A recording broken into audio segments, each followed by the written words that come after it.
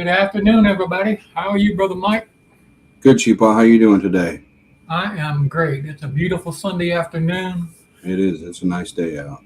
The snakes are all warm and moving around in here. Got the windows open in the room. So it's a good day. Sure. Mine's all clean and cleaned them all last night. And good day to just sit down and relax and have a good podcast. All right. Well, we got to. He disappeared on us. We'll wait for him to come back. We got Alan with Damballah Exotics with us today. We'll bring him up on stage as soon as going on. Another good old boy from Kentucky, like me and G-Paws. Yeah, the Kentucky Trio. We're going to cause some problems today. What do you think? Well, anything new coming on over there? Not a whole lot.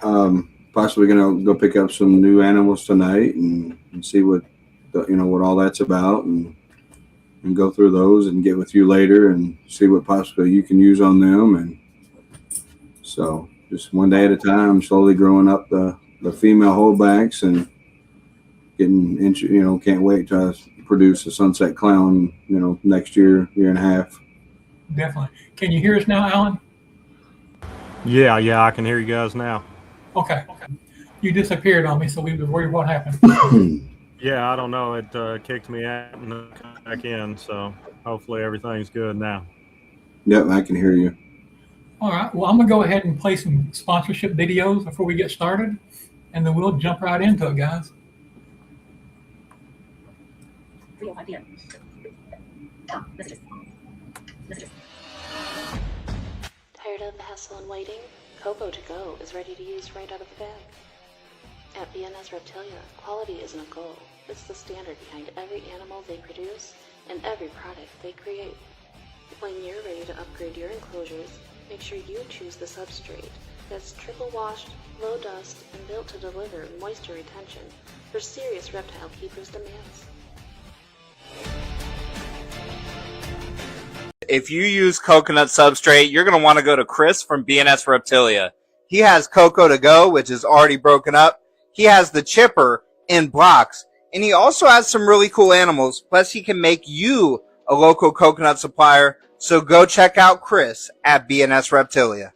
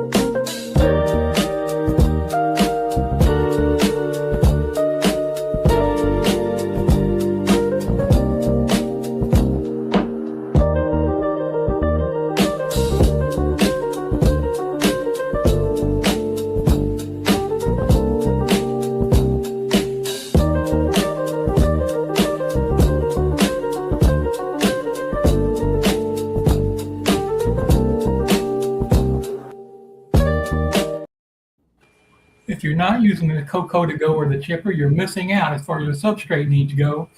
If you're in the Southeast, we have a new distributor, Patrick, with North Florida Cold-Blooded, so hit him up. And coming soon, we may be distributing it from Ribbons Forge as well. So everyone, hit us up when you need some substrate. Yeah, I just want to add to that, G-Paws. Patrick over there at North Florida Cold-Blooded, he's going to be at the Jacksonville show, I believe, this weekend or next weekend. Make sure you check that out. Yeah. He'll have 10-pound blocks of the chipper there. Yep. At the convention center or where the expo is. So go over there and see Patrick and get you some for sure.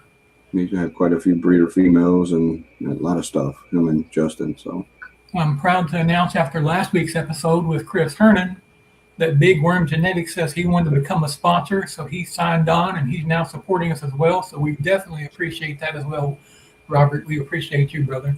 Yeah, we always appreciate all our sponsors for the channel. We'll see who's out here in the comments real quick. We got my brother here, Sammy the Pink Panther. I love you, brother. What's up, Sammy? Appreciate you so much. The wife's out working, but she's still hanging in and hanging out with us. One of our local people here, she's a customer from rodents and snakes and a good friend. So I appreciate you for being here, Bridget. There you go. Welcome in, Bridget. We appreciate you. James, All City Serpents, brother, thank you. What's up, James? Cookie Man. Be easy. Hey, Yoda, Super Saiyan Morse. Our #1 sponsor man, Chris with BNS Reptilia. What's up, Chris? Another loyal customer here in Pensacola, Cynthia. We call her Cint. She is also our rodent tender. Her and the wife take care of the rodents completely. I don't have to worry about it. I just give them a list of what the snakes need every week, and they bring them to me, and There you go. take care of all of them and keep us going well. So I definitely appreciate you, girl, and thank you for all the hard work you give us here at Rhythm Forge. Always appreciate the extra help. Oh, definitely. And I've had one pop up here. Mythical Creatures. That's from my TikTok family. And our boy Brave. Good afternoon, brother. How are you doing? Hey, Brave. Sorry, G-Paw. Oh, you're fine, brother. You never bother me. No, I was going to say, it's probably a little warm out there in California this time of the year. So, I don't know. It's pretty damn warm here in Florida, too. yeah, I know. In 29 Palms, it was 115 degrees, and the Marine barracks didn't have any air conditioner. A good friend of mine, his son's out there. He said he slept outside. I think Lace said it was like 115 degrees in Texas where she's at. Yep. Yeah, she's supposed to mom down there, and it's hot. Yeah. I'm sure, for sure. All right. Well, everyone, we have Alan with Damballah Exotics. He's one of those Kentucky boys, so he's got to be 100% good. He's got some fantastic animals. We'll see some of those today, I'm sure. But go ahead and tell us a little bit about yourself, Alan, and your story, okay? Absolutely. So it's me and Tiffany, a husband and wife team mostly. Our kids are in the mix, always helping out. They really enjoy going to the shows and helping us there, and they make great salespeople. So that's a big plus. But yeah, it's just a little family thing. We started a few years back, and the kids really enjoy it. We really enjoyed it. I've always been a reptile enthusiast ever since I was a little kid. 5, 6 years old here in Kentucky. It's what you do for entertainment was go flip over rocks and find animals and catch crawdads and all that type of stuff, so I was always interested in snakes as well. Had them when I was younger, so it naturally progressed into this. Tiffany being the awesome wife that she is, she wasn't really into snakes in general until she found one that she liked, and I let her get that one. And I didn't let her get that one, she got that one.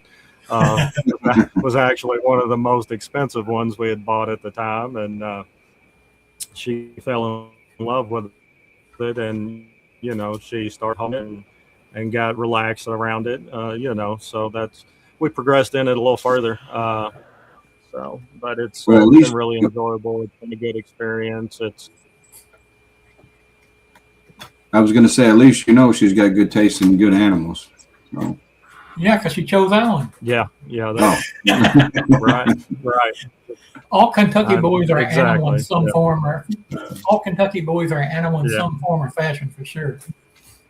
Yeah, but we did 2 shows so far. Is all we've done as far as shows go. We did one out in Western Kentucky, a Show Me. Was a really great show. And then we did the KRE here in Lexington. Turned out to be a great show as well. Not really as good in sales, but still a lot of people rubbing a lot of elbows. Met some people we're going to do another show with in October, so that'll be good. Isn't there another show in Lexington in September? Yes, there's another KRE. I think we're going to skip vending that one and do this other show in October. See how it turns out as far as sales go. but yeah, it's been fun. It's we're not trying to get rich quick. We're not. We understand, that it's a process, and you first and foremost, taking care of your animals is the number one thing. No matter what they are, whether they're $75 snakes or $7,500 snakes, you take care of them the same way, and uh, Exactly. we want to make beautiful animals that people want to buy, whether it's bells and bananas, or different codom interactions that people haven't necessarily put together yet. Is more what I'm interested in. Just seeing new combinations, not necessarily making it and saying, "Oh, I got a world's first." Everything's a world's first when it comes to ball pythons. Yeah. But just necessarily, I just want to put some together and see different things, and see different interactions, and see how, even something as simple as how different things interact with pastel. You can hate on pastel all you want. I want to see what every other gene does with pastel, because there are some genes that go with pastel that make it look really cool. So Yeah. No, I you think. don't want. Oh, sorry. Go ahead. No, I was going to say. Not go. No, just go ahead. This is a different question. So go ahead. Oh, I was going to say, I think the mindset in the industry just needs to be more, having fun, making really beautiful, cool animals, and enjoying the process, and caring for your animals really well, versus necessarily shooting towards the next trend. Yeah, I Yeah. wanted to say welcome to Mitzi into the chat. And Mitzi is another the local, best. this is Bridget's husband, David. They were over and picked some snakes up a couple weeks ago, and they're just getting started into the hobby and things, and building Nice. quickly, kind of like I did. We'll have to check back with them in about 3 months to see if they have 30 or 40 animals. Right. Right. They probably got 40 already. Oh, okay. Never mind. But they were trying to figure out a name for their breeding business, if you want to put it that way. Mhm. And he had a Venom tattoo on his arm. So I said, man, I think Venom Exotic would be pretty cool. So I made him a logo, and they went with it. So There you I go. like it. I like it. oh, they're in Venom, the 60s Venom now. was my all-time favorite in the Spider-Man series. He was always my favorite. Oh, definitely. Yeah. I guess they have 60 now. They said Ooh, Nice. they'll be done past me soon. they're gonna have more G-Paw snakes than G-Paw does. And that's how it goes. It's a snowball process, and then you end up with, I don't know how many. I'd have to reference Husbandry Pro, but somewhere in the 100 to 150 range is where we tend to hover at, depending on hatchlings and stuff. But and I don't necessarily want to push and get a lot bigger than that. I think I'm at a comfortable level where I can make somewhere between 10 to 20 clutches a year, and it's manageable, Yeah, I'm just gonna do versus that. versus trying to pop out 100 clutches a year. That's a lot to manage. I tell them, my new thing is reptiles are more addictive than drugs. Yeah, way more costly. Can't have just one. Yeah. Like Yeah, Lay's yeah. potato chips, right? Yeah. They So- still sell. Do they still sell Snyder's potato chips there in Kentucky? Yep. Oh yeah. Yeah, we don't get those down here. So when I come that way in September or so, I'll have to grab some. Bring Pick them up back some Dots pretzels too. They're pretty Yeah. good. for Yeah. sure. Some L8 while you're at it. Yeah, yeah. Big Red and yeah. All that Big other- Red. Yeah, everybody in Florida takes Big Red back to Florida. Yep. Definitely so. So what's your favorite genes that you're working with right now, Alan? Oh, that's a toughie, G-Paw. It is a trick question, kind of, right? Right. Definitely VPI is high on the list. VPI hypo. Want to do True Ghost stuff we're working on. I've got some clutches we've hatched out this year that have VPI that I haven't tested for the hypo, but I know they're all het pied, so we're working on some VPI hypo pied stuff. I'm also wanting to do hypo puzzle stuff. I've got a 1.3 going on with that. So hypo puzzle stuff. As far as recessive goes, want to do some G-stripe stuff. I've got hatchlings from last year that are triple het, quad het that include G-stripes. So that's recessive I want to do some more of. But on the top right now is probably the VPI hypo stuff. But man, I'm so ADHD, OCD, combined combo battling in my head that I want to do a little bit of everything, so. I'm the same way.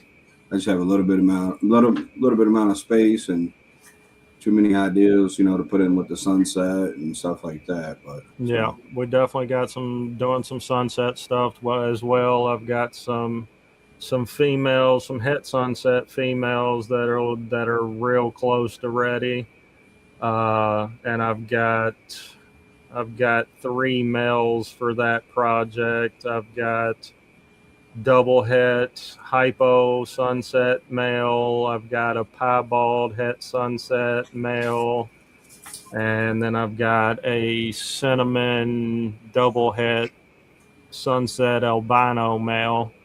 So we've got several different ways to go with sunset stuff. But like I said, I'm diversified, I guess I would say. I've got a lot of males. I'm always super male heavy because I would rather run 1 male to 1 female than 1 male to 5 females.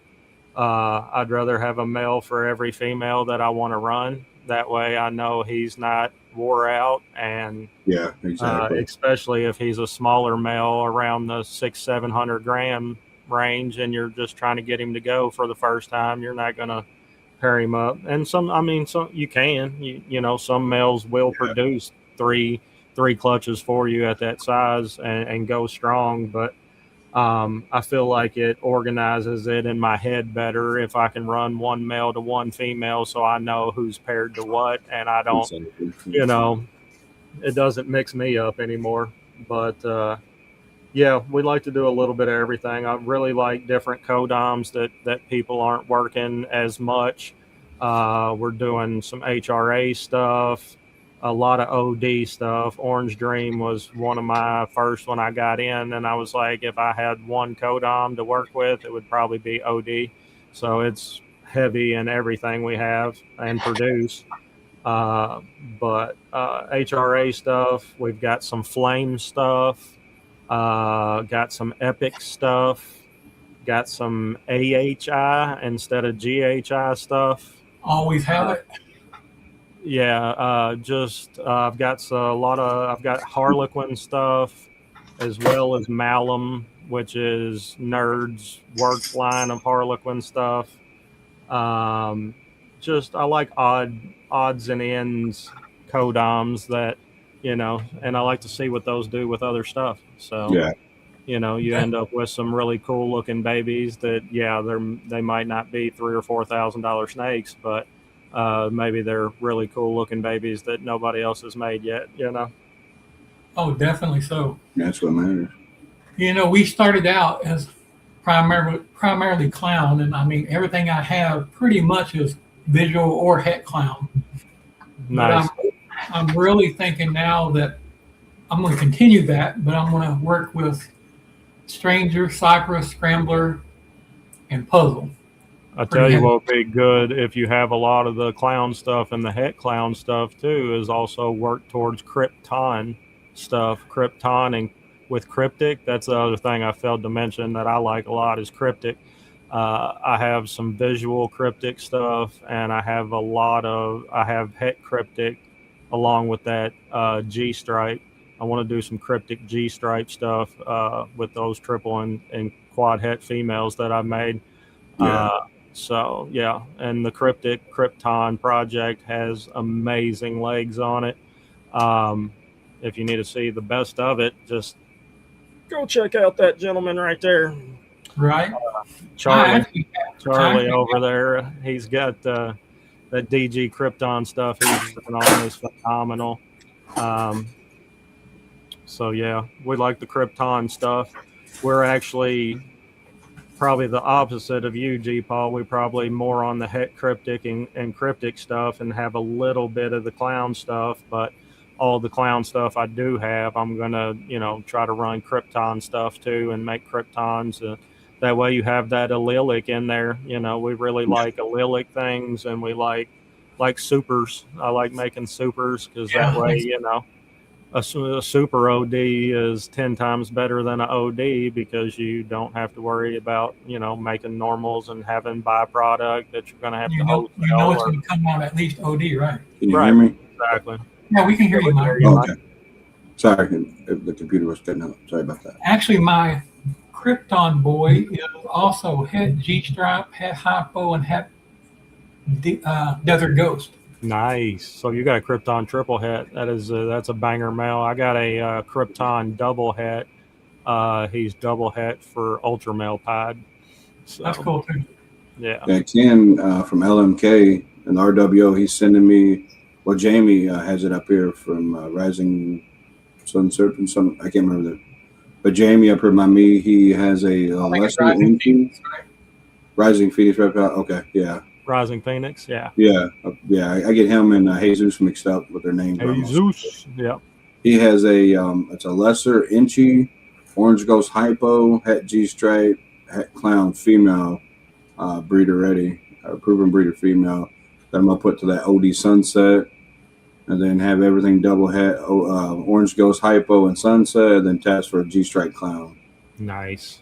That's cool. I don't know what it's going to look like, but I'm just going to go for it. Yeah, G-Stripe, I think, has a whole lot of legs on it. DG G-Stripes are gorgeous. Hypo G-Stripes are gorgeous. Xanthic G-Stripes are gorgeous. Like, you can just take G-Stripe almost any direction. So even if you have it in your triples and your quads that you make as a floater, it's just a great floater. It's a great, because you can take it so many ways, even with clown, and make kikis. I know the price on kikis has dropped a little bit, but it still has humongous legs just in the kiki project. Yeah. I've got a Hypo G-Stripe boy too, so we'll give him some work to do sometime next year. There you go. Yeah, for sure. I know Wiz is working on the kiki project pretty heavy. Yeah, Wiz has got some amazing animals. Definitely so. Show us some of this KRG stuff I've been looking at. Alrighty, so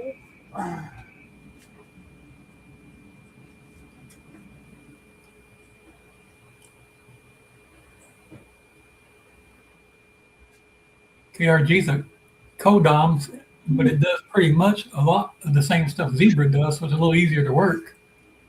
So this is that girl I'm going to be sending you, G-Paw. All right. OD, KRG, possible super OD. Mom and dad were both super. Like I said, she just tried to bite the microphone because she's a little spicy. But that's how you know they're good right, eaters. that's how you know they like to eat, and this clutch definitely does. Ain't going after him. But yeah, you can see what the KRG does. It makes the blacks a lot blacker, which I really like because you get that contrast. Right. But it also does the banding over. Oh, sorry, I'm terrible with the camera. Over top of the dorsal, you can see the banding there.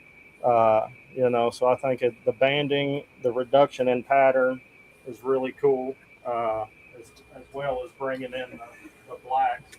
James, when did I move to Oregon?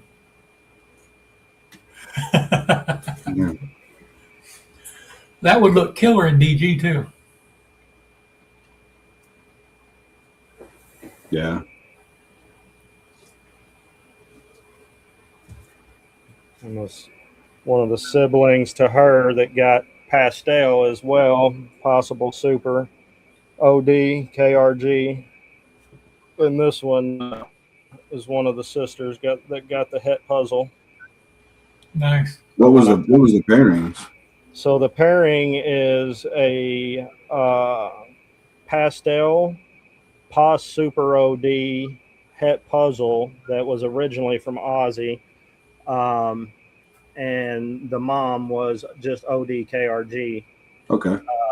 So the Pos for the Super was there, and actually hit really limited on the pastel. This was the only one that got the pastel in the whole thing, but she also did get the het puzzle. So Very nice. Very nice. Definitely a holdback. Yeah, I like it. The banding on it's really cool, for sure.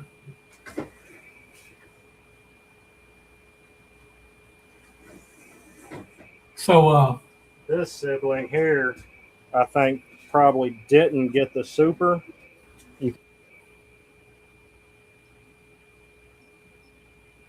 yeah. Is that when they were het puzzle or no? Is that one het puzzle, Alan? Sorry, I hit my mic. You can see this one's a little darker across the top. She did not get the het puzzle, no. Okay. But it's almost, sometimes you can tell with het puzzle, but in the KRG mix with the reduction and the banding, it was kind of hard to tell. Yeah, I can see that for sure. Yeah, I just was wondering, like, without the hat puzzle or with that hat puzzles, if it kind of made it a little bit brighter.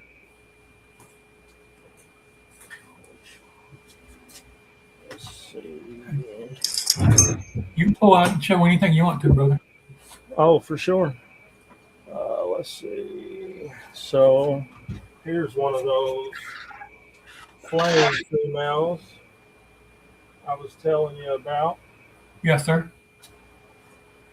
Is that what they call the flight flame? Is that what it is? No, this is just flame. Okay. It's a co-dominant. She's going to shy up on me here, as you can see. They do that. But it's a brighter, so you get a brighter color, and you get the highlighting on the alien heads.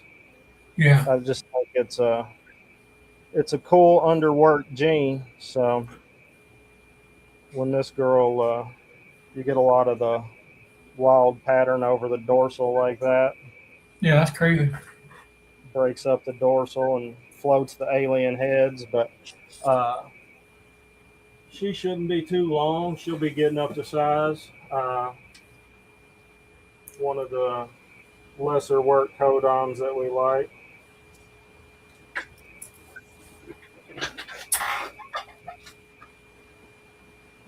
This big old girl is just about ready to go too. She's a spot nose hypo female.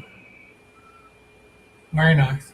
Now, are you still working with geckos and stuff like that also, along with the ball pythons? Yeah, absolutely. We have about 30 crested geckos at the moment. And Tiff really takes care of those and manages those and decides what she wants to pair up. And we just got some eggs actually shortly ago. This girl right here is one of my ATBs. I have a couple Amazon tree boas too. Nice. They're cool, really cool animals. Nocturnal, actually one of the few snake species in the world. Only 1% in the world have that eye shine where you can see them at night with a flashlight. Oh, yeah. Amazon tree boas are in that 1% group. So they're a really cool nocturnal species. They get up here, and that's why I did the big displays for mine. They got branches to climb up on, and I just, I don't really plan on breeding them or anything. They're just displays, and I enjoy them. They're super nippy. They really like to bite. But I get them out and handle them every once in a while anyways. Their bite's not terrible. They're just super reactive. Anything waving around, they're going after it, because they're an arboreal species. They tend to have to grab something in a tree and hold on to it, so. Yeah. Well, man, I had a scary episode this week with my F1 Papalan carpet girl. Oh, yeah. She's getting pretty long now. So I put her in a 3x2x2 for the time being, Mm-hmm. and I put 3 hides in there, some the substrate and some forage and things for her to hide in and around, and went to feed her and couldn't find her ass. She was gone. And I looked over, I pulled the hides out, the water dish. She's not there. Really? Sifted through the substrate, and I'm looking. There is nowhere she could have got out. There's not even a crack. And then I had one of these little trees that we put up in one of the enclosures we had at first, little ceramic-like trees. Yeah. Not very big. I mean, maybe that big around on the bottom with a hole about that big around. Up inside of it. She got all the way inside of it and looked like she couldn't get out. Maybe she could. I don't know. I'm going to say I felt like she couldn't get out. I took it. It scared me. I got it down to Sawzall and cut this tree apart and got her out of there. And that tree went to the garbage can. And that's not man. That sounds. Grab some of these babies from this. Sounds like me. When I was heading to a show, I was using those big deli cups. Yeah. One of the babies got out, one of the smaller ones, and I had some heat lamps in there, still brand new in the box. I think we lost you, Mike. Can you hear me?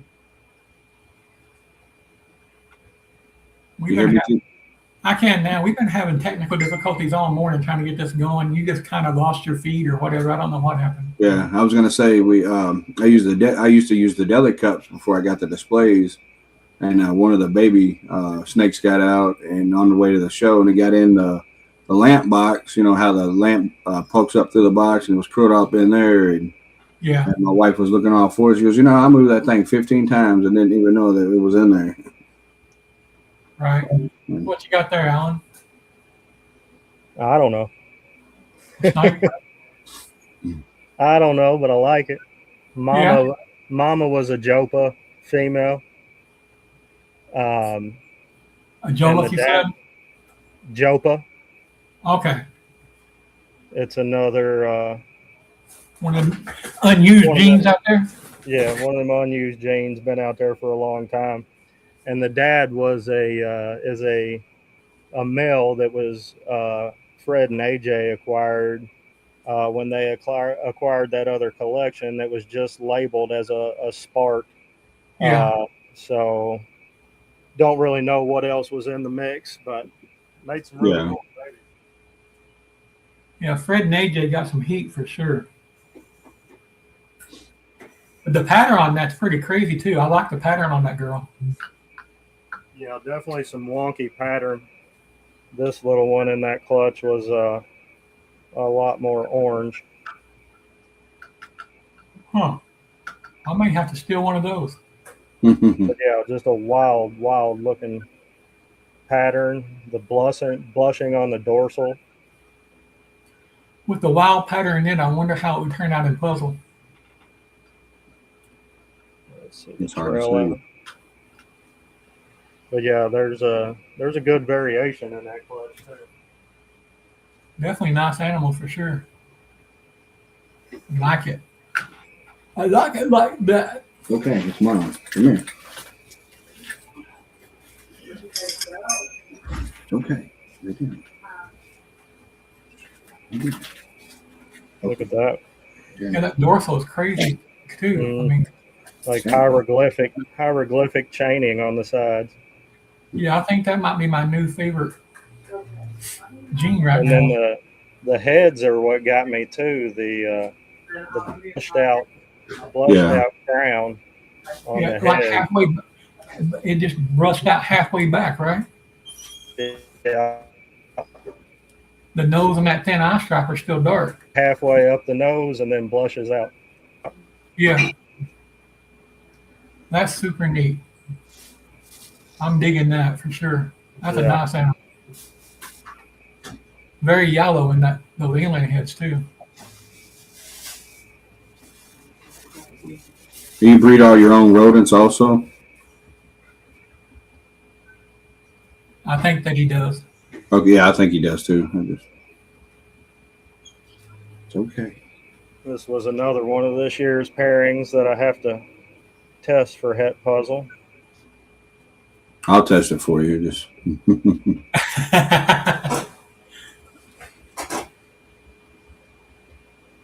What's in that one? Let me look. Oh, you're all right. You're good. That is 8.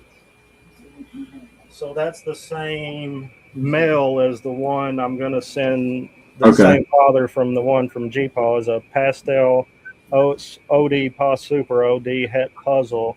And this was to a what was just labeled a lesser female, but I'm thinking she might have a little more going on than lesser. So Yeah.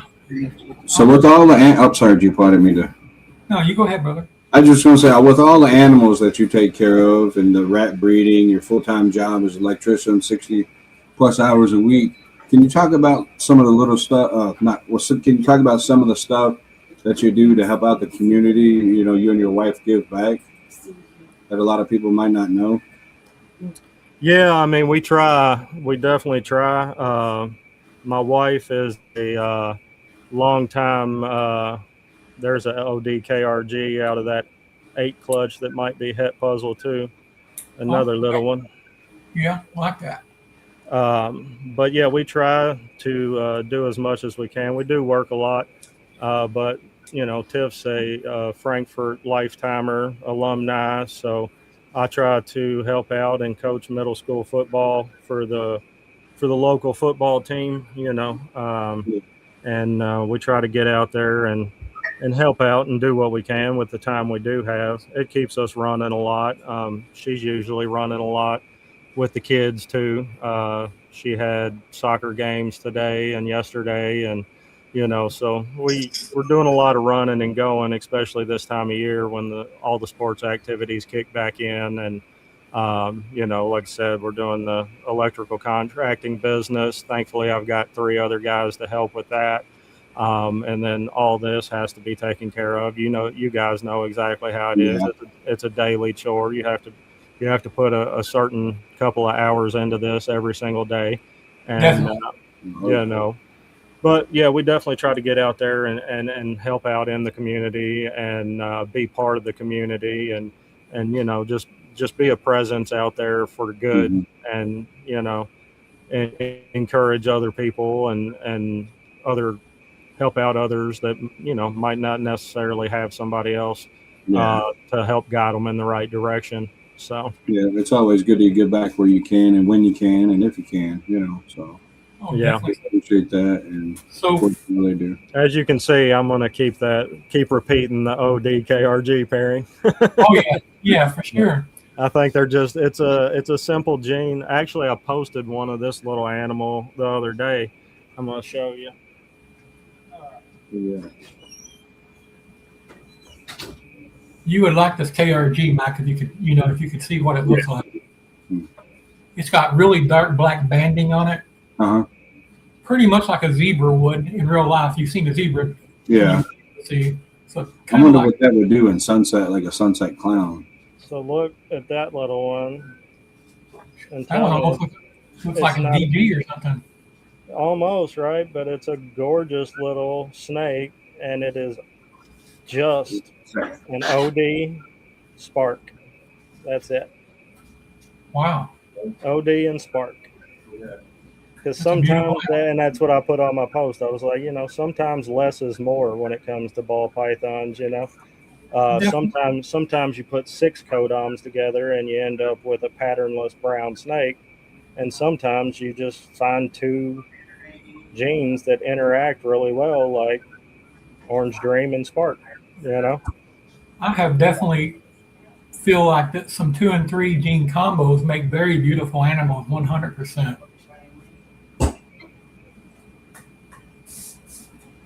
That pinstripe G-stripe that the guy from Trippin' Ball showed this morning on Show Me Your Rack, that was a nice looking animal too.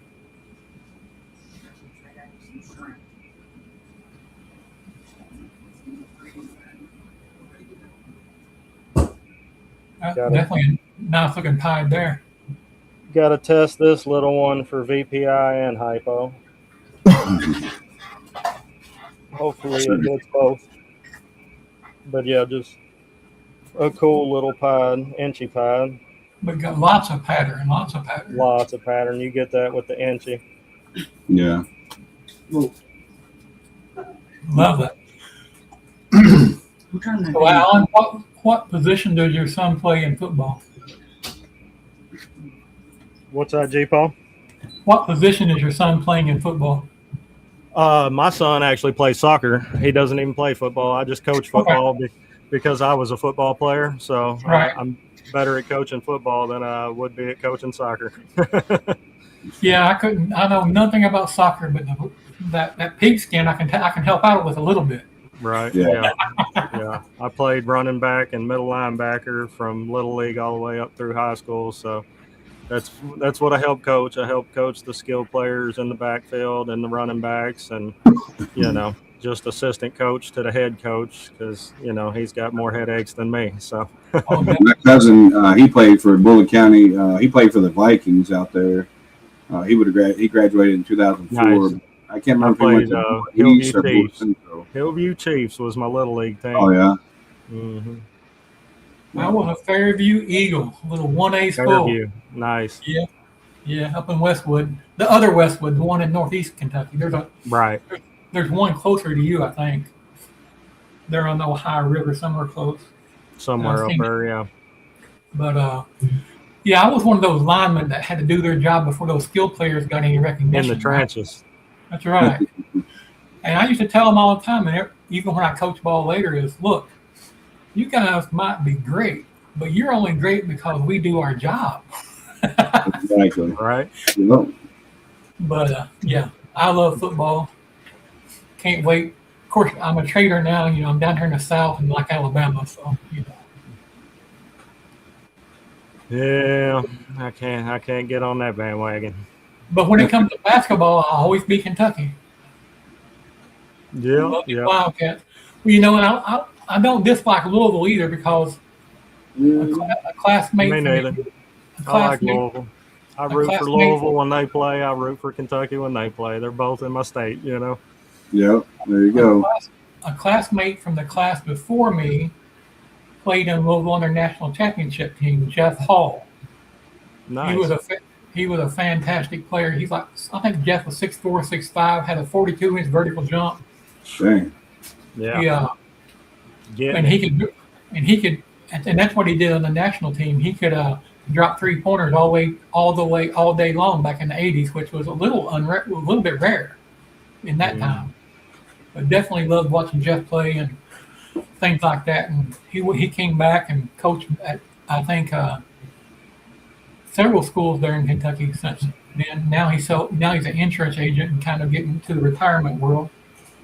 But definitely appreciate him. So, Right. were you originally from Kentucky, Alan? Always, yep. Born and bred. That's great. Yep. I love Kentucky, man, and I think I shared with you before. I would love to move back, but I'd have to bring all my kids and grandbabies because I would stroke out, brother. It's definitely a nice place. I've been other places. I've been out to Arizona for work, doing solar out there and stuff. And it's always nice to come back home to Kentucky. When you go out somewhere like that, it's cool to see and experience. But the hills and the trees here, they just hit a little different. It's a lot better than sandy. I'm not a fan of sand. No. What's up, Keys? T. Keezy. What's up, Keys? I like the horse farms down in there in Lexington area and Eastern Kentucky, the mountains and all that. That's what I went out there to down Hazard Way and that January this year for an elk hunt. I finally got drawed after 16 years of putting in for an elk hunt for Kentucky, and went down there for a week. And the day the hunt started was a full moon, and I was like, "Oh man, this is a wash." Didn't see an elk the whole time. So, Dang. But when there's a full moon like that, they can stay out all night, not worry about predators, and then they just go hold back up as deep as they can get in the holler. Yep. So Luna Blue Exotics. I haven't seen you before, but thank you for coming in. If you will, hit that subscribe and like button. Absolutely. Welcome our girl Jamie, Professor Python. She's in the Hey, 15 Jamie. minutes lane this year. And she's been putting out some great content, highlighting breeders and things like that, doing a good job positively putting the hobby out there. So we appreciate her. Yeah, and those that don't know, she's also a school teacher, full time. So Yes, sir. We were talking this morning. She's a busy lady. yeah, And this next Tinley coming up, she's got another one of those quilts she's making. It'll be going up for auction with all the breeders' shirts made into a quilt. That's phenomenal. A lot of hard work. Her and her mother and the ladies there around them are putting in. Quilting's not an easy job. no, they've been doing it for quite a while. I need to send her one of my shirts to put on the quilt. I got one to her this year. So we'll keep going with that. So, Alan, what's important to you in life? What really gets to your heart, brother? I mean, things important to me. I don't think there's a whole lot more important than family. You know, you got to start with family and you know, just the time we have to spend with them. You know, the older we get, we realize how important time is. You know, we burn through it in our younger years and then start to relish it a little more in our older years. So, you know, just trying to slow down and enjoy time with the family amidst, you know, running multiple businesses and also trying to help out in the community and coach football and, you know, run kids where they need to go for games and all the things that come along with being a parent. But just really trying to focus on that and slow down and enjoy it and be part of it and be in the moment instead of just rushing through the moment. You know, I think that's important because time is that one thing that we can't get back, you know. So and waking up each day, you know, you just got to be thankful for every day that we have and push forward and try to you know, leave a good impression on everything that we do. You know, I preach to my kids a lot about you know, the impression that you leave on others. And, you know, they don't always grasp it. They're kids. But they get caught up in what their friends are doing or saying or joking about or however. But, you know, I think that's one of the biggest things we have is the impression we leave on others, how we treat other people. You know, I think it really matters, you know, at the end of the day, you know. So. Yeah, later in life you'll get that phone call. Yeah, hey Dad, remember when you showed me to do this, not to do it that way? Right. I know. You know, it took me a little bit when I was a teenager. You know, my dad owned a company and I worked for him, and I was a hard-headed kid. Afternoons and stuff, and no, don't do that. You know, now I was like, yep, thank God that, you know, because you're running with the wrong people. You know, not a lot of them are gone or in prison, you know, and stuff like that. So Absolutely. I know growing up, my grandparents were like the cornerstone, the rocks in my life. My mother's parents, my father's parents, I never knew they died before I ever came along. But my grandparents were super important to me, and I probably spent more time with them than I did with anyone because I knew that they were always the same, unchanging, steady, right, and full of love, you know. So I enjoyed that, and their death really hit me hard. And then, you know, then I became an adult, and my mother was getting older and sick, and I loved her immensely. But I feel bad now because I had hard feelings in a way because, you know, she didn't do anything wrong. She did the best she could do. yeah. We're all living our first life, and that's one of the hardest things to understand. A lot we carry grudges, we carry things begrudgingly, but it's hard to fathom and wrap your mind around the fact that when we're younger and we're in our 20s, that our parents are in their 40s, they're living their first life, and their parents that might be in their 60s or 80s are living their first life. Everybody's Yeah. living their first life at the same time. You know, we all make mistakes. We all fall short when it comes to love, when it comes to relationships, when it comes to our own children. You know, everybody makes mistakes. Yeah. Well, you, I think it's more about how you handle that and how you pick that up and how you deal with it. I tell my kids a lot. You can't really control what happens to you in life sometimes, but you can control how you respond to it. You know, so yes, exactly. and it's I hard guess to understand that when you're younger. You know, and yeah, and there's a things that lot I'm of just things now, just come with phases of time. You know, Yeah. there's things that I'm just now understanding that should have hit a long time ago, kind of absolutely, thing. And it's like absolutely, my mother, she would let nobody do any harm to me that she could stop. Now she could do whatever the hell she wanted, but she wouldn't let right. no one else do that She crap. hit you with a frying pan. She want to though. And that has happened. Frying pan, wire hanger, One skillet. of one of them iron skillets from them Kentucky country girls Good cooking old every cornbread day. skillet. Good old Yeah. cornbread skillet. That's it. But and mine was just selfishness, probably in a way, wanting her to live longer and stay around. She started smoking Pall Mall and Camel cigarettes, filterless, when she was like 6 or 7 years old, Hmm. and smoked 3, 4 packs a day in her entire life, right? So she ended up with severe COPD in her last 10 to 15 years. That's tough.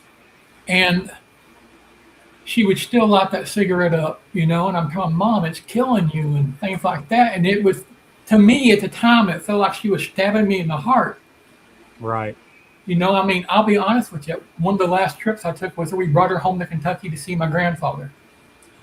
And my brother and we got into the first rest area in Tennessee going north on I-75 coming from Florida. And went in there, and I just wanted to break because her and my brother were going back and forth and this and that. So I had to use the bathroom, but I was waiting until they got back to the car before I ever left the car because I wanted some peace and quiet.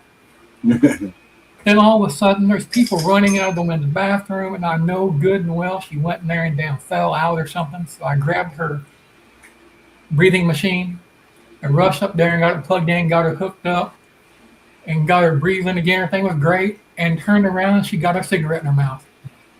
I'm going, Mom, you're killing me. But in the long run, it probably didn't make a damn bit of difference. Not at that point, Yeah, probably. if you thought you were doing good, I go through that with my mom now. She smokes 2 or 3 packs a day and coughing and choking, and sometimes she got a cough for about 10, 15 minutes. It's like, Mom, you know what causes that? Yeah. And just light up another one. It's like, okay, as long as you understand that. But I feel bad. Yeah. I feel guilt today because I gave her so much grief about it. Yeah. But, I know Yeah. she loved me and, those kind of things. But Being we can't make other people's choices for them, even if we would like to, even if they're our family, even if they're our parents, even if they're our children. We can't make their choices. We can express concern. We can express love. We can express how we beat our own head against a rock for 2 decades to figure it out. But you still can't make them accept that advice. They have to accept Live it it on for their themselves. own. Yeah. Yeah. I had to learn that myself, with my kids, because all three of us grew up in a time and a place where it's because I said so, by God, you don't need a reason. That's it. That's how our That's parents it. and grandparents, but it's just because I said so. I ain't got to explain nothing to you. Right. So, I express how I feel about things sometimes to my kids, but I don't do it to the point anymore where I'm preaching at them. I don't want them to feel like I am. They're all, my youngest one's 19 and my oldest one's 34. They all doing well in life, got good jobs, and have they've given me great grandkids and things who love me dearly. My oldest one's here with me now. If he's out of school, he's with me, same way I was with my grandparents. And Nice. I want to help and make a difference in people's lives, but I want these grandkids to learn as much from me as they can, because I don't think a lot of people understand my generation and older have a lot of knowledge to pass on that you're not going to learn anywhere else. Absolutely. Exactly. Yep. You know, I mean, I'm sure you're the same way, Alan, and Mike would be as well. If we have an apocalypse thing right now or a zombie outbreak, I'm probably one of the most valuable people out there because I can show you Right. how to track and hunt anything that moves on this earth, how to clean it, process it, stay away from it, what plants you can eat and can't eat, you know, how to make things. And I have been blessed. And I think it would become where we came from was part of our culture is probably when you're on a job, an electrical job or any kind of job you're on, Alan, you can look at it and you see the entire picture.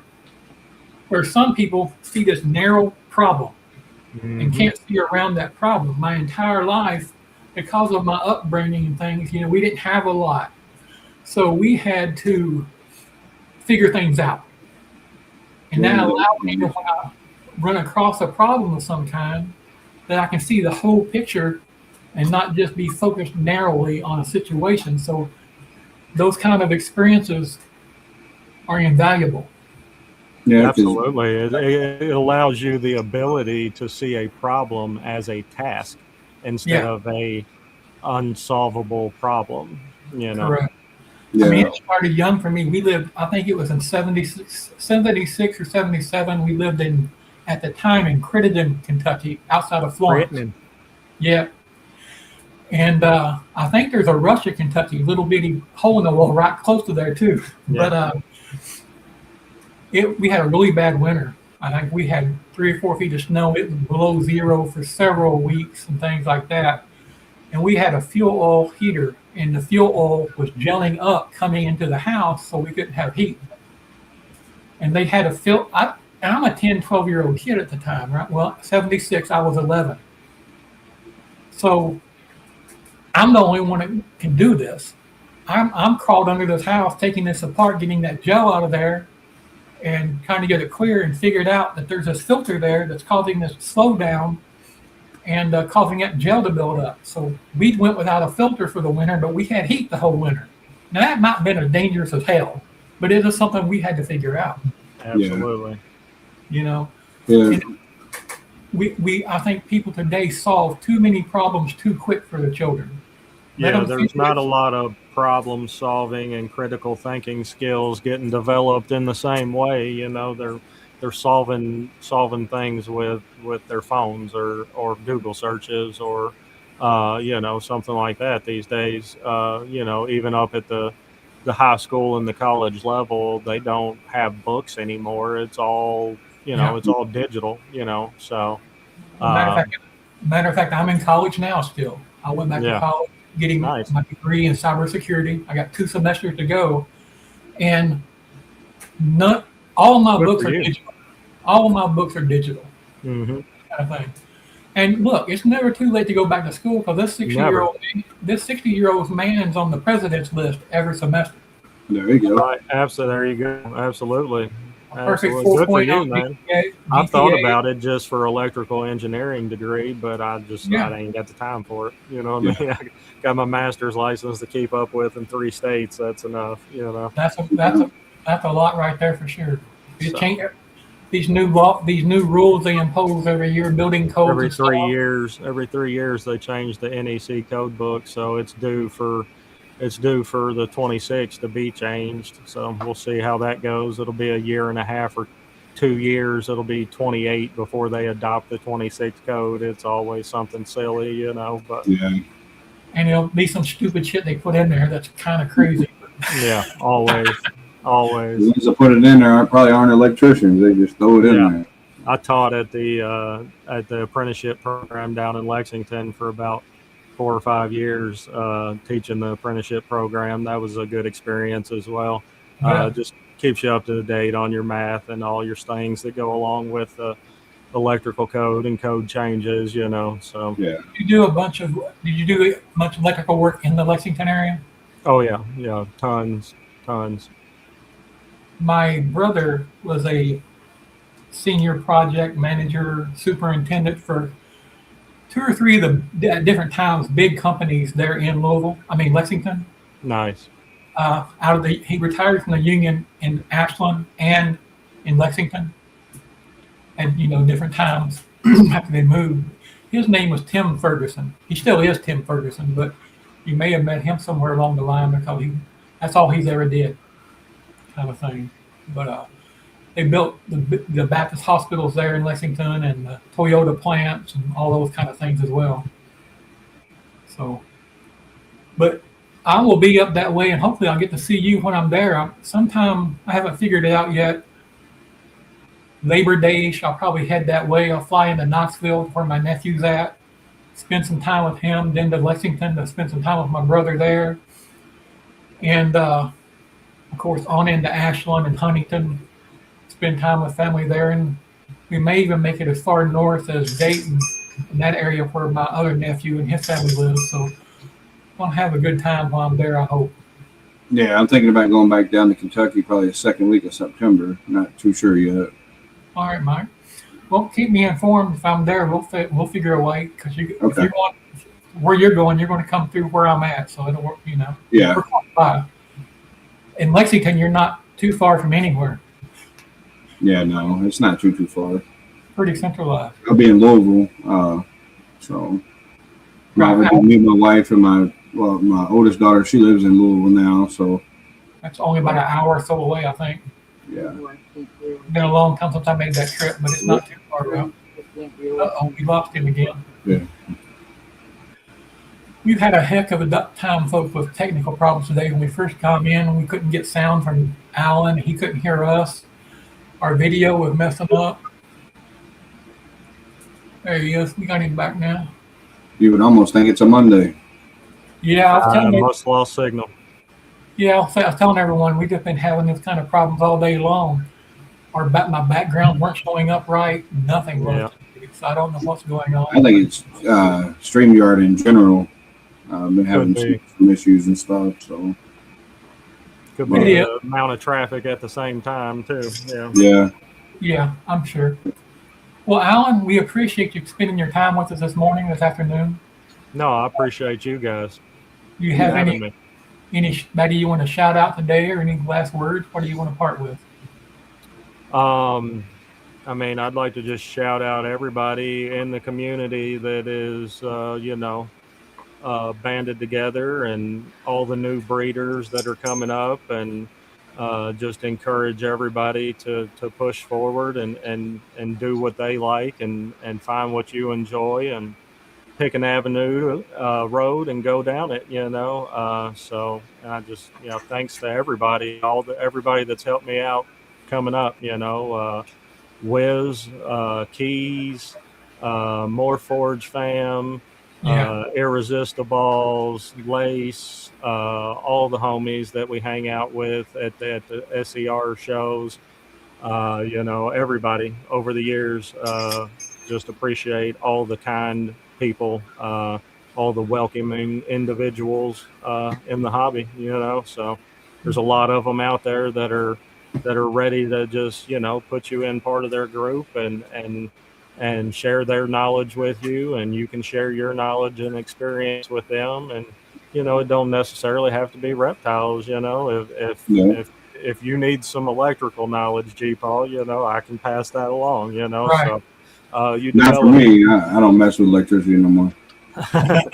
But you can develop connections outside of the reptile world and different likes and interests, and hopefully, lift each other up and help each other along. I think that's what it's about, try to support your friends and support their pages and go like their pages and comment on their pages. Like, there's a million people out here that have 5,000 followers and get 10 likes on a photo, what I mean? It's not just about followers. Support the people who support you. Go like their content and comment on it so they get more views. I think there needs to be more of that in the community for sure, instead of just everybody racing to 10,000 followers, Yeah, absolutely. Yeah. I hear these stories about the old days and things, but I will say 99.9% of the people that I have friended, come in contact with, built relationships with in this industry, I could call anytime, day or night, and they would help me with whatever problem they could. The vast majority, absolutely. Yeah, absolutely. I'd say the same. I've been burnt a few times, I'm not gonna lie, and then uh, on sick animals or somebody with a big name sending you an animal with mites or something, that it happens. Like, Yeah, I don't make content about it. I don't talk about it. I treat the animals. I take care of the animals, and I move them into my collection, and then I know where to buy from and not where to buy from in the future. I don't think promoting animosity is good for anything in the hobby. Yeah. I don't think promoting the feeding videos or the snake bite videos or the antagonistic type stuff, the back and forth yeah. between this person's a bad person or that. I don't think it does any good for anybody. I think we ought to be promoting the good side of the community, and we ought to be promoting the good things in the community, because that's what's going to bring new people in. Yeah. I had to make an apology this morning. Someone said, "Hey, I'll be going live this afternoon with this person," and I said, "Man, you need to protect your reputation." And that was just things that I've heard from Well, if people. it's in private, absolutely okay. There's It was nothing in a, wrong with that. it was in a group chat, but Oh, okay. at the same time, I don't have personal experience with this person and don't know firsthand information. So I told her, I said, "Look, I'm removing this comment and I apologize because I shouldn't do Secondhand that." information, right? Yeah. Yeah, because Yeah, I don't have skin in that game, so I shouldn't be making a judgment. right. And it's okay to do that. Like, just maybe message them privately and be like, "Look, this is what I heard. It's secondhand information. Yeah. Take it. Take it with a grain of salt if you wish, Yeah. But Right, I don't think there's anything wrong with that. Because getting mites when you have a bunch of snakes is a huge issue for somebody if that person isn't smart enough to have a two-step process in quarantine, which a lot of the new people coming in don't think about. They just come in and get 30 or 60 or and they're not like, oh, what's my two-step process for quarantine before I put it in the rack, and then the next thing their whole rack has mites, and now you're battling a whole process. So um, I think one of the biggest things is for new people getting in is to just understand some of those uh, pitfalls that are out there that can happen. From either people flipping animals and not quarantining them themselves long enough. They don't even know it's got mites before they sold it. right, Or that those type of things happen, or getting shipped a 60-gram animal that hasn't eaten yet. right. Those things happen. I actually just had a high school friend reach out to me on Facebook because she sees all my posts that cross post there, because she had ended up getting from one of the big chain stores a ball python that was 36 grams. Wow. uh, I was like, I said that's wild, and I talked her through the process of assist feeding and told her what she was going to have to do, and she was committed to taking care of the animal and making it happen. So Yeah. um, I you will have say it doesn't matter if it's a small breeder that's been in there for 20 years or a giant breeder. Whether it's you call me or Chris or Mike or you call Justin Kabelka or Bob Vu or Chris Hernan, when they have time, they're going to talk to you and treat you like a friend. Yep. From what I've seen in the industry, absolutely. If they have time at a show, they'll talk to you. They'll engage in what your interests are, and they're genuinely looking to push the hobby forward and to I agree. help new people for the most part. That's one of the greatest things about this community is it seems like the vast majority of people understand that and want to make the hobby as attractive as possible to new people, because it really is a cool experience to own your first snake and to Definitely. help somebody else own their first snake. Even through the couple small shows we've done, we'll get a snake out that will allow people to hold for the show, and just 5, 6, 7 year olds, holding their first snake, Mhm. even if they're not buying one. It's just a cool experience, to try to help educate people, because I'm sure you guys understand Kentucky. As most people is, only good snake is a dead snake. You hear that all the time around here. We were raised that way. A lot of people were raised that way just to fear it, because we do have timber rattlesnakes here. We do have cottonmouths.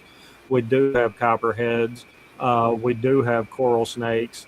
Eastern hoggies we have are rear fang venomous. There's a lot of things to worry about out there as a little child. But I think a new era is coming that isn't preaching death to all snakes into people. I'd much rather have an over snake population than an over rodent population.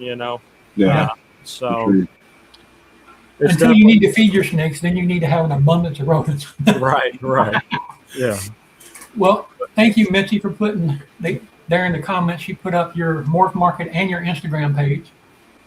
Thank you. Facebook as well. So thank you, Mitzi. And I need to add a bunch of stuff to Morph Market. The one you looked at on there, G-Paw, I put 2 snakes on there and they've just sat forever, but I've got probably 30, 40 snakes for sale. I don't really push them on Morph Market a lot. I talk to people like you guys and I sell to people that I talk to a lot, and I really enjoy selling them on the shows. I think going to shows and selling more than trying to push online sales. As many clutches as we have, I can move my babies through shows or the friends and family that I've developed in the hobby, versus trying to push them online a whole lot. So who primarily handles the geckos, you or Tiffany? Tiff does everything with the geckos. She decides which one she wants and pairs which one she wants, and she's got some really cool stuff coming. Some pink confetti Dalmatian babies, hopefully here shortly. Which pink cresties are super cool, and confetti dowels are one of my favorites because they get the red spots and the blue spots along with the black spots. Right. So she's working towards some of that stuff. I think she's wanting to get into some exanthic stuff too. We haven't yet. So, but yeah, definitely she's enjoying that. She takes care of all of them, feeds them, pairs them. Gets the eggs fairly regularly on the eggs. That's the same way with my wife, and I'll get her to message your Instagram so she can get a hold of Tiffany and they can talk about geckos and stuff. Absolutely. I think between her and Reggie, we have every morph of crested geckos except sable at this point. Yeah. Nice. We've got some lilies. We've got some phantoms. We've got some tricolor stuff. Yeah. Lots and lots of Dalmatian stuff. We really like the Dalmatian stuff. So we got 6 or 8 Dalmatian babies that are probably ready to be sold at this point. That we just like watching them grow up because they change so much as they grow up. It's hard to sell them when they're little, Right. Yeah, definitely so. We actually have got 4 eggs already. Nice. She just been doing geckos for a couple of months, but we got 4 eggs right now. We just found a new food that they really enjoy, which is great. It's LaGuardies or something. Okay. It's strawberry, banana, and fig, but you can buy it in a 5-pound bucket. Okay. So it's like, I think it was like $120 or something for the 5-pound bucket. But man, I mean, versus not buying in bulk, buying the little packages, it's outrageous money, So I agree. And we got that in a couple weeks ago, and they seem to really like it. So, and I think it's got silkworms as an additive in it. So, okay, it's, send me a link for that because I will. Yeah, we do have one that's been pretty picky. Maybe you'll eat that. Yep. You can also, if you got one being picky like that, you can mix in instead of water with the food, mix in like a fruit juice with the food. Sometimes that'll help. Sometimes that'll help them out a little bit too. a particular kind of fruit juice, or does it matter? Just something low acidic. You don't want like orange juice or like lemon juice. Just even like a ocean spray or something like that. You know, something with a little flavor, sugary. They Okay. tend to gravitate towards that, but I wouldn't go real high acidic or anything like that. Definitely. Yeah, I just learned something this past week from John at Mission North. They were Justin at Pressure Pythons was having a problem getting his hogs to eat. Getting his what? His Hog hog nose. Hog nose? Okay. Yeah. So John told him, he said, "Look, get you a jar of Vienny weenies and take the juice and put it on that. Put the juice on that pinky." And Justin said he did, and every damn one of them ate. I've heard that. That's wild, isn't it? I've been thinking about a hoggy. I actually messaged the Harbins a little while back. They didn't have what I was looking for at the time, but they should be hatching some out this year. So Check out Mission North. They probably got a few that you might be interested in. yeah, I didn't know. What are you looking for in particular? John did hoggies too. Yeah, I'll have to check him out. Yeah, John's got them, and of course, We was looking at some Starburst stuff. I think Starburst. Yeah. I think Justin at Pressure P just hatched out some Starburst stuff. I think that's what some of it was. So Yeah. check him out too. He's got some good genetics as well. Both Yeah, of them are Pressure good people. P is cool. I actually got some snakes from him. I think one of them's right here. I got a friend here in Michigan, Alan. His name's Craig Cade from Cade Farms LLC. He works a lot with the hognose stuff. Nice. He's got a Well, lot. while he's grabbing that snake, anything you want to shout out today? I don't know. Just appreciate everybody coming on, and thanks for Alan and Tiffany coming on and hanging out with us, and everybody in the chats and and stuff like that. And make sure you like, subscribe, and share it out for us, and we would appreciate it. And as always, so What is that, Alan? It's a cool little male. Is a pastel hypo OD YB hentai. Sounds like a Justin snake. Got all kinds of stuff in it. Yeah. Move them out. Yeah, going back to what my wife said earlier about, when we were talking about being able to reach out to people and get help, early on, like the second or third snake we got was a VPI exotic desert ghost girl. And I've told the story before, but we had rodents in the snake room at the time. It was cold outside. So I shaky sometimes. So when I'm handling the rodents, I drop them. That's why I'm not allowed to do it anymore, other than to feed them. So I had one loose in my snake room and put some glue traps down to catch them, Mm-hmm. and left one after we caught it and didn't realize it was still down there. And someone was looking at the VPI girl, and the rack that she was in doesn't have solid sides. So when they pushed her in, the back corner was sticking out. Mm-hmm. And she crawled out, and she might have been out for a day, before I noticed. And went to looking, and I looked first where the rodents were, and there she was, face down, eyeball to a glue trap. No, And, man. And I panicked. So the person at that time I had the best relationship was Carl from Satchmo Exotics, right? Mm-hmm. So I called him. I said, "Look, brother," I said, "Damn, I got a problem." He said, "Calm down. It's okay." He said, "Get you some vegetable oil or whatever you got there. Oil that thing down. Get the glue off of her. Coat her up real good. It'll all come off." And we did. And she ate the next damn day. Nice. And been growing like a leaf ever since. So, Satchmo's a great dude, man. He really oh is. yeah, he's been a great brother to me, and him and John both. I'm looking forward to seeing John Void Century down at Daytona as well, because he'll be there. Have a nice big VPI girl there, huh? VPI het hypo girl sitting Yeah. at about almost 1100. So All right, she's getting there. she getting there. All right. Well, before we go, I just want to thank everyone for tuning in. Thank you for the likes and subscribing. Thank everyone for being in the chat. Please go and like Damballah Exotics on YouTube, Morph Market, Facebook, IG. Follow them there. He's got some great animals we didn't even get close to today, so definitely go check them out. And do the same with everyone else that you see pop through the chat and things. Follow each other, back each other up, help each other. I can't remember what Jamie at Professor Python said, but it's, you know, don't change the world, be the change. You know, be a better person tomorrow than you were today, and help somebody. And as always, you know, we're going to run into someone every day struggling. Pay attention to those little signs that you can see where people are struggling, and be that kind person, be that helping hand. It could be a simple smile, brothers, and it can be change their life. You know, so let's all endeavor to be that person. And next week on the 2nd of August, tune in. We got none other than Chris with BNS Reptilia on the show. So it's going to be a great show. He's a great guy, great animals, a great sponsor. We appreciate very much. So if you guys want to hang out backstage for a minute, I'll be there in a second. And All right. everyone have a great day.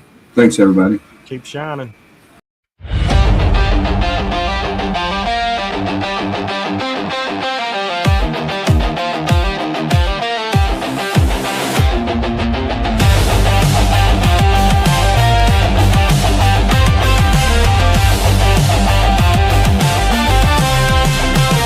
Killed the voice that played it safe, rewired pain into my fuel.